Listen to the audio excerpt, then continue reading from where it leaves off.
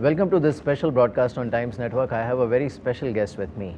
I have Executive Chairman and Global CEO of Herbalife Nutrition, John, with me. John, thank you so much. Thank you. Welcome to India and welcome to Times Network. It's such a pleasure having you on Times Network. I think you have come at a very interesting time, because India is going through a very solid recovery that the economy has witnessed post-pandemic. Of course, we have some new developments, but the recovery looks promising, and I believe Herbalife has also seen a very solid recovery in last 1 year. So first of all, what's your macro view on India at this point? Yeah. In 2021, towards the end of the pandemic, we actually saw our India business expand by 33%.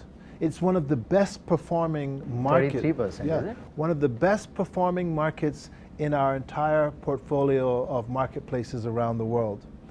The resilience that was shown by the business here, I think, is a testament to what was seen more broadly across the market. We're very proud of the team.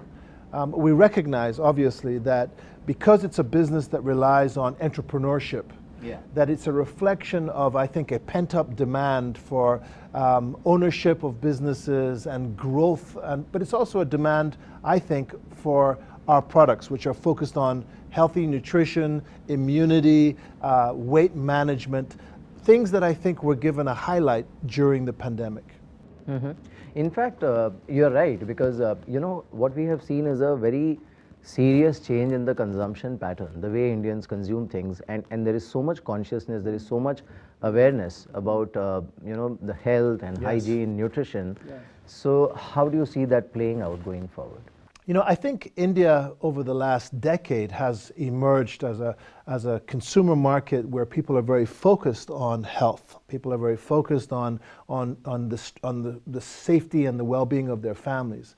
But I do think in the pandemic there was an acute increase in that dynamic. It's interesting because India, by some accounts, had one of the worst pandemic experiences. And yet it bounced back so quickly with so much authority. We saw that in our business, and I think it's because the consumers in India realize the importance of good nutrition. Mm-hmm. If you can break down this 33% growth that you have witnessed, if you can break that down for our viewers, which segments or what kind of growth and what were the key drivers? Yeah, I think overall it's safe to say that most of the growth was in our product range that relates to weight management and protein. Mm-hmm. We're seeing particular strength around the big cities, but we're actually seeing, surprisingly, a lot of strength in our business in the Tier 2 and Tier 3 cities beginning to emerge. Specifically, in the south and central region of India, around Bangalore, and we're seeing a lot of people beginning to kind of understand the importance of staying at a healthy weight. And I think a lot of people saw during the pandemic that overweight individuals tended not to do as well when they were infected with the virus as people who were healthy weights and so forth. So I think a lot of that is what we're seeing in the protein and weight management category. Mm-hmm. You think some of these learnings or some of this awareness which has been created due to the pandemic is going to stay, and the consumer behavior has shifted permanently to some extent? That is a great question, because we're seeing this not just in India but around the world. We actually think that there has been an awakening, and that this understanding of the importance of self-care, of the importance of healthy weight and weight management, we think it is going to stay for the long run. It was emerging even before the pandemic, and I think the pandemic accelerated that movement. We call it a mega trend, a long-term, multi-country, multi-population trend that we think is going to stay for a while. Mm-hmm. Now, like you rightly mentioned, that even the Tier 2 and Tier 3 cities have seen contributing in a big way in your growth in India. What were the key takeaways, and how you are going to maybe deepen your focus on these markets or these areas, the non-metro areas? Yeah, I think like every market like India, we realize that there's a need for us to invest in infrastructure, more distribution outlets, better ways to get product into the hands of our customers quickly. And so we think there's some work that we need to do, investing in manufacturing, investing in distribution. We think that over the coming years, we're going to see continued growth in Tier 2 and Tier 3. And actually, even in the top markets, the top cities around the world, around India, we're going to see even more growth. So our focus is on penetration, our focus is on building out infrastructure and improving our manufacturing capabilities right here in India. Right. John, one more thing that I think happened during the pandemic in India, and people are still trying to sort of follow that, is the entrepreneurship. Because a lot of people realize that, you need to be self-reliant as a country, you need to be self-reliant as a society, and even at an individual level, you need to inculcate entrepreneurship. So, and that obviously, I mean, it's right up your right up our alley. So, By the way, the other thing, of course, that I think is unleashing the power of the entrepreneur, and to your point, exactly, I think it was enhanced during the pandemic, is the use of technology and social media. Specifically, people who were in lockdowns were forced for the first time to take their businesses, which might have been very physical businesses, and to transfer them onto their laptops, transfer them onto the internet. That actually benefited us in a big way, because a lot of our business is about interacting with customers. In the past, it was done physically, one-on-one, at the person's home or in what we call a nutrition club. But with the pandemic, people brought that and put it online. Now, my hope, and what we're beginning to see, the experience we're seeing, is that as we look to the future, people are going to take the fact that they've become tech savvy. They now are able to conduct their business online, and they're going to bring it out into the public and add it to the physical interactions that they have. We're calling it the hybrid model. I think the hybrid model of our business is going to take our business in India to the next level. You obviously operate on a very robust network of distributors and people who are part of your ecosystem in India. How do you see that evolving going forward? It's been gradually growing now over the last decade, and over the last 2 or 3 years, we've seen a dramatic surge in the number of new individuals that are joining the ranks of our distributor family. But we're also seeing a lot of customers who were traditionally simply consumers of our products beginning to think about whether or not they too should take it and make it into a business. We're very proud of our distributor network. It's grown in the right way. There's a stability that we're seeing in the base. More and more people are being successful. More and more people are growing in the ranks of our distributor. We call it the marketing plan. They're beginning to kind of elevate the size of their organizations and the size of their impact on their communities. So the answer to the question is, we think it's never been stronger. It's never been healthier. And we think it's going to be actually take the lessons learned from the pandemic, as I've said, to grow even more in the future. Right. Now, coming back to the 33% growth that you witnessed last year, obviously base effect would have played some part in it, because the year before that was obviously entirely, I would say, eaten away by the pandemic. That's correct. But in next 5 to 10 years, what is the kind of growth trajectory or maybe growth vision that you have in mind for India? Yeah, I think without any doubt, we're going to see double-digit growth out into the future. As I look through into the forecasts for the future, a lot of it comes from the natural growth in the GDP of India. India itself, I think, is the baseline growth is going to contribute significantly to the growth of our business and many others. But as I've said also, I think there's a growing trend towards nutrition, healthy nutrition and weight management. That's going to feed into it as well. That and the surge in technology, so increased demand and a better ability for our distributors to deliver on that demand. We are forecasting double-digit growth well out into the future as we look.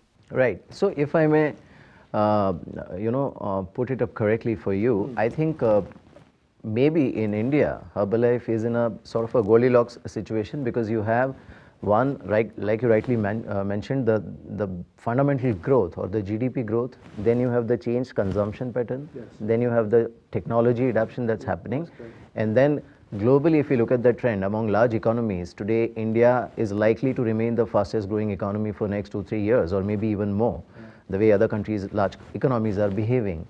So, I mean, that means you are going to see growth on a fast burner. Yeah. By the way, it's already become our #2 market in the entire world. The only country that is bigger than India in our portfolio. We're in 95 countries around the world. The United States is the #1 market. India, over the last few years, has rapidly become the #2 market for us, and it's our fastest growing large market of all of the 95 countries that we're in. It's become the jewel in our crown. Wow. What would be the market share as far as your global business is concerned, the Indian market share? I don't know the exact percentage, but it's rapidly trying to become somewhere near 20% of the business. It's not quite there yet, but I think it's somewhere near 15% at the moment. But we expect that at some point in the not too distant future, it's going to easily eclipse 20% of our business.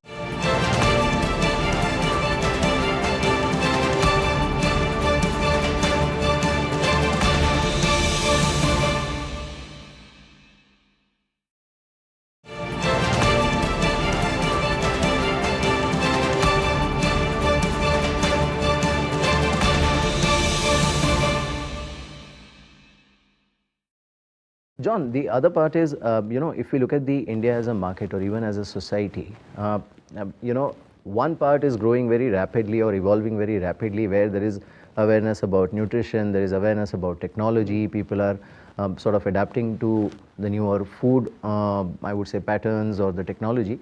Then there is other half of the society where there are challenges in terms of nutrition and all, and I believe you guys are doing a great job in that segment as well. Yeah. The sad part of this exciting story is that there are still many communities, many populations, not just in India, but around the world, that struggle with malnutrition and straight up hunger. And so our philanthropy, we have a foundation, and we have a lot of work that we're doing on a program that we call Nutrition for Zero Hunger. It's our work. We go in and we work with government agencies like FSSAI and others, Save the Children, and on the not-for-profit side, to try to help eliminate hunger. We're working in places like Jharkhand and Maharashtra to try to figure out how we might help the very poor who might be struggling with malnutrition and even hunger. And we're doing that around the world as well. So we're very excited about the fact that we can offer some help in those communities, even as we help communities that are further developed to focus on healthy nutrition and weight management. So it's funny, both issues remain in India and in many countries around the world. Even in the United States, you'd be surprised at how many communities struggle with malnutrition, and our job is to try to lift both sides. That's nice.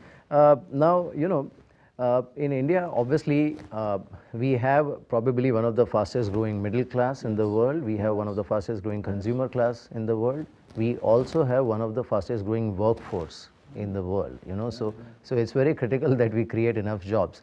And that cannot be left only to private sector or to the government to create those kind of jobs. The entrepreneurship at a very fundamental level is a very critical part of ensuring that everybody gets the right kind of employment and not just employment. What is your take on that? Yeah, we believe strongly in the power of entrepreneurship. It's the reason our company was founded 42 years ago. It relies on that natural energy that people have when they dream of owning something on their own and they commit to building it. We hope to contribute to India's economy in a number of different ways. Not only, our hope is kind of contributing to the manufacture of our products, whether it be through third-party manufacturers or hopefully in the future our own manufacturing, but the power of the entrepreneur.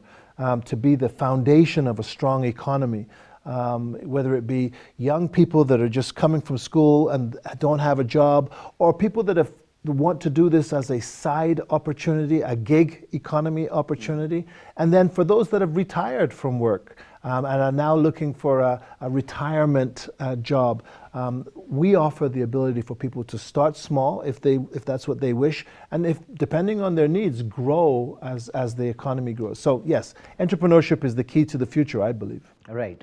Now, I mean, obviously there's that element of financial stability, which I think people have become very conscious about, especially post-pandemic. So, I mean, initiatives like Herbalife, at a fundamental level, how do they help in, realizing that requirement Yeah, for somebody? it's interesting. For some, and actually for the bulk of our distributors, their work with Herbalife Nutrition is something that they do on the side. They might have a full-time job as a teacher or as a shopkeeper, but then they might add Herbalife as a part-time kind of supplemental income source.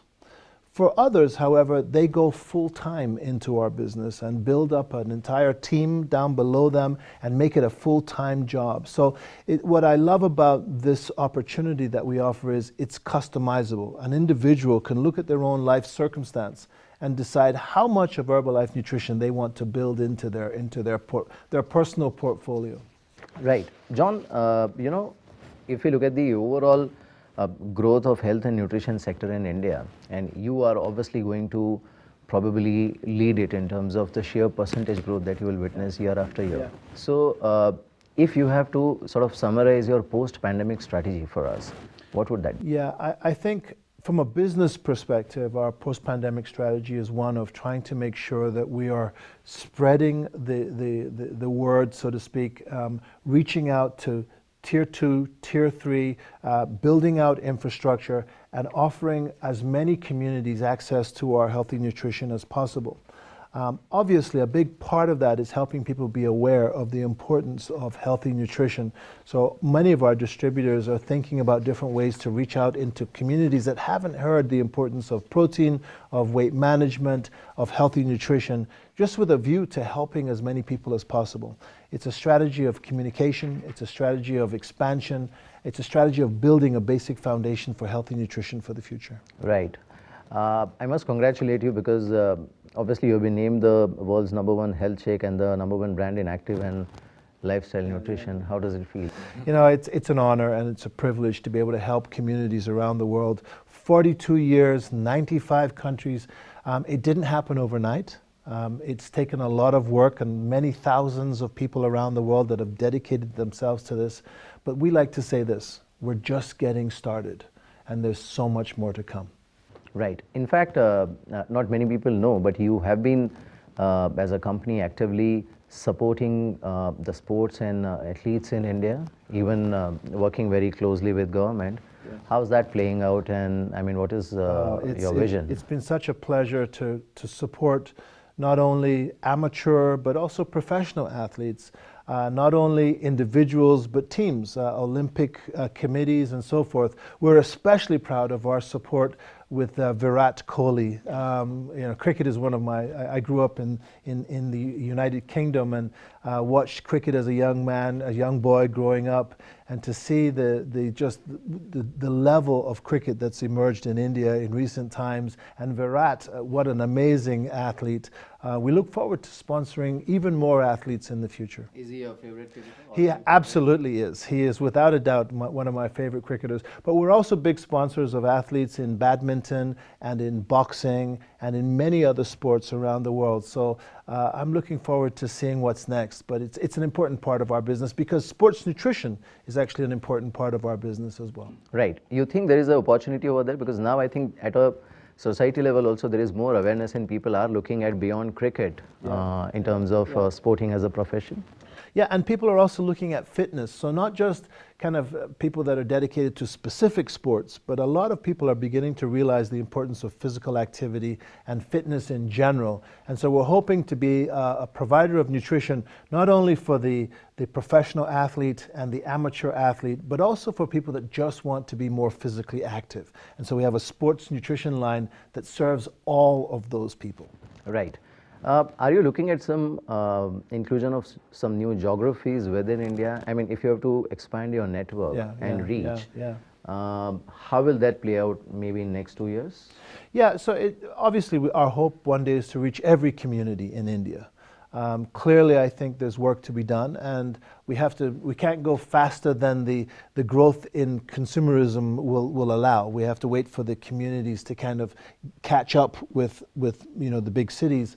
But one day we will be on every table in every Indian community, and we look forward to being a part of that growth. Wow, that's actually a commendable vision to have. My last question to you. Like you rightly mentioned, that India is already the second largest contributor to your global Yes, business. yes. At some point, what is your vision for one, the Indian economy, and second, for your business in India? Yeah, I think it's quite clear that at some point, and India I think is already there, but it can only get bigger.